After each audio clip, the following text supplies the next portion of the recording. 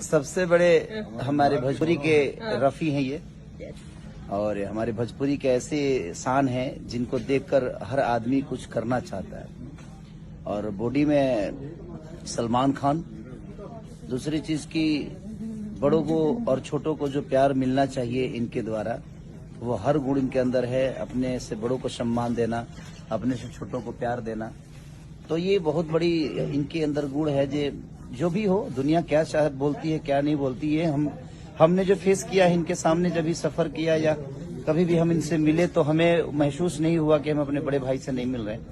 तो ये हमारे लिए प्लस है कि हमारे भोजपुरी को ऐसे एक रत्न है जिस रत्न को पाने के लिए हर आदमी तरसता है, और हमारा ये सौभाग्य है जैसे हम इनके छोटे भाई हैं। सोचिए, तो ये अच्छी बात है, ये सच बोल रहे गाइस।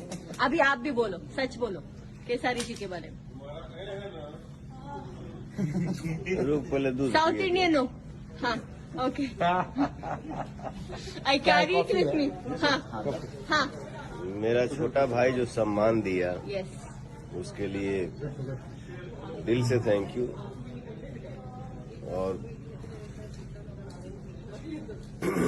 इतनी बड़ी बड़ी बात हमारे लिए जो बोला मेरा भाई, इसलिए बोला कि वो खुद बहुत ही अच्छा है, यस, जरूरत से ज्यादा ही अच्छा है। राइट। लव यू मेरा भाई। Love you to.